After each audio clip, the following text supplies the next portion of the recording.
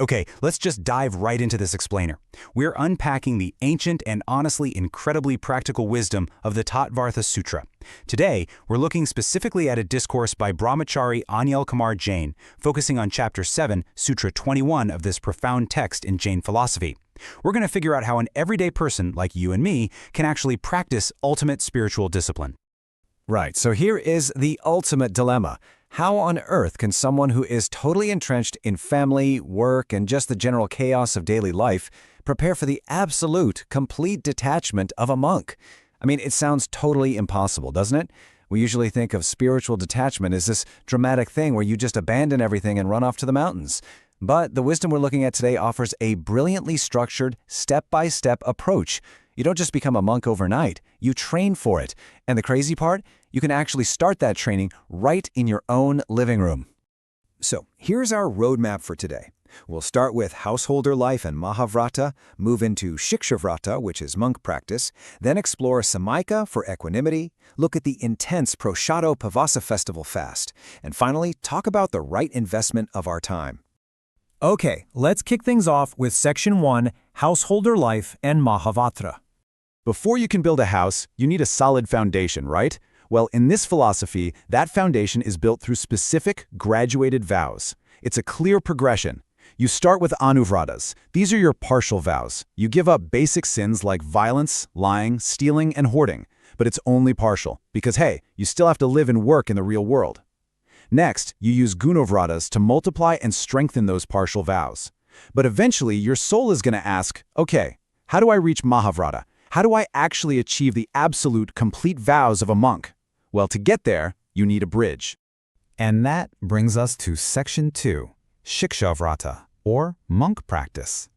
Shikshavrata is essentially your spiritual training ground and lets you practice monk-like discipline right inside your own home. The word shiksha itself implies education or learning. The source points out that you can't just drop everything without practice. I mean, if you just jumped straight into the forest without knowing the rules of a monk's conduct, you'd definitely make mistakes. So Shikshavrata gives you this safe, controlled space to practice absolute detachment for limited periods, getting your mind and body perfectly ready for that ultimate leap. Which leads us to Section 3, Samayika, Equanimity and Present. This is the first major practice of Shikshavrata, and it's where the real internal work starts. To perform Samayika, you have to strictly follow 3 specific steps to completely shut out the external world. First, Niyat San, a fixed place. You can't just do this while walking down the street or waiting in line. Second, Niyat Kal, a strictly fixed duration of time you commit to beforehand.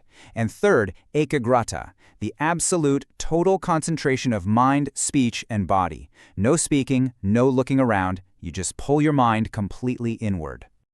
The absolutely crucial point here is the mental shift. You have to entirely abandon negative mindsets, known as Arta and Radra Dhyana, and completely embrace pure Dharma Dhyana. What does that actually mean? Well, Arta Dhyana is dwelling on sorrow, like obsessing over something you lost. Radra Dhyana is wrathful, violent, or greedy thinking. During Samayika, you have to let all of that go. You transition entirely into Dharma Dhyana, which is righteous, peaceful meditation. You're cultivating an equal view toward all living beings, completely letting go of attachment and aversion. This quote beautifully captures the whole vibe. No worry of the past nor of the future. Forgetting is called Samayika. True Samayika isn't about doing something new. It's about hitting pause on the chaos and living purely in the present moment. The text explicitly says don't worry about past mistakes. The past is already filled with karma anyway. And don't obsess over the future either. If your present is pure, your future is naturally going to be bright. Samayika is literally the art of forgetting your worldly identity, your stress, your open to-do list. You are just completely powering down the worldly machine. And the text is super specific about the timing here. The minimum duration for this unbroken concentration is an antar muhuta, which is exactly 48 minutes, and it can stretch up to 2¼ hours. For those 48 minutes, you are, for all practical purposes, living the life of a fully detached monk. You are entirely untouchable by the outside world. I absolutely love this analogy from the source text. It perfectly visualizes how intense, focused equanimity acts like a laser to burn away past sins. Think about sunlight, right? It warms you up, but it doesn't burn you. But if you hold a magnifying glass perfectly still and concentrate those rays onto a single point of dry leaves, boom, it sparks a fire. It's the exact same concept here. When your mind, speech, and body are perfectly still and concentrated during samayika, the sheer intensity of that focus burns through lifetimes of accumulated negative karma. To show just how intense this resolve actually needs to be, the source shares the incredibly powerful story of Dhananjay. He refused to break his equanimity despite experiencing the ultimate personal tragedy. While he was deeply immersed in his spiritual practice, his only son was bitten by a snake and passed away. His family was crying out to him. They literally brought the son's body right to his place of worship, but Dhananjay did not break his focus. He didn't react at all. He maintained his absolute samayika. And according to the story, the power of his unwavering devotion and righteous meditation ultimately neutralized the poison, and his son awoke. Now, whether you read this literally or metaphorically, the core takeaway is crystal clear. True equanimity means absolutely nothing in the external world can break your internal peace. Moving on to Section 4, Proshadopavasa, the festival fast. If Samayika was the mental training, this introduces the really intense physical and environmental training. Now check out the strict distinction the text makes here. During this fast, you must completely abandon both aramba, which is your business, and savayata, your daily household chores. Aramba covers your wealth-generating tasks, so obviously you leave those behind. But savariya covers everyday things like sweeping the floor, cooking, or taking a bath. While you aren't doing those for profit, they still involve minor violence to microscopic life, or they just distract from your spiritual focus. So to truly practice being a monk, you have to step away from both of these columns entirely. Just look at these strict boundaries. This is definitely not a casual fast. You fast specifically on the 8th and 14th days of the lunar fortnight, and it's an absolute fast, meaning you give up all 4 categories of food. No solid food, no tasty treats, no lickable pastes and no liquids, not even water. You also give up bathing, oils, and perfumes. You don't even stay in your own house. You actually retreat to a secluded, dedicated space away from the noise of the city, totally stripping away your worldly identity. And this complete withdrawal from the world, this total immersion into monk-like behavior, it lasts for a full 24 hours. For that entire day and night, you are living exactly as a wandering ascetic would. But the text gives a very real, very practical, modern warning right here. Fasting is not an excuse to just catch up on sleep, binge-watch TV, or clean your house. The whole purpose is spiritual elevation.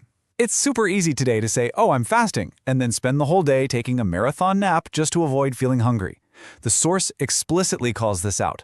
The time you save by not eating, not working, and not cooking must be actively invested in studying scriptures, meditating, and holding on to that dharma dhyana. Finally, we reach Section 5, Right Investment of Time. Let's look at how all these practices tie directly into the profound philosophy of time and karma. Everything we've talked about really culminates in how we choose to spend the finite moments of our lives. There's this brilliant analogy from the source. Just as saving money from bad habits builds a house, saving your lifespan from worldly distractions builds eternal spiritual wealth. The speaker mentions meeting a modest teacher who managed to build a beautiful home on a tiny salary. When asked how on earth he did it, the teacher explained that, unlike his peers, he never spent a dime on smoking, drinking, or gambling. He saved that small daily amount, and over time, it compounded into a house. The explainer applies this exact logic directly to our time. If we take the time we usually waste on idle gossip, oversleeping, or just mindless scrolling, and invest it in samayika or studying texts, we build massive spiritual capital for our soul's journey.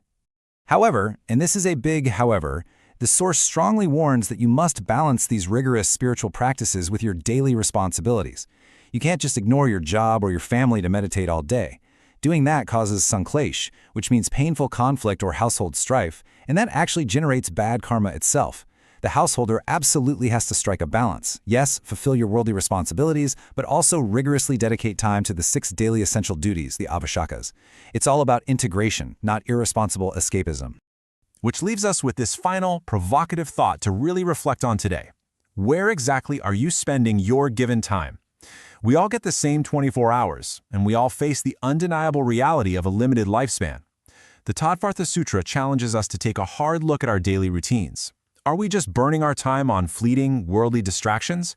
Or are we carving out those 48 minutes of samayika, or those 24 hours of fasting, to step out of the chaos and invest in our ultimate spiritual peace?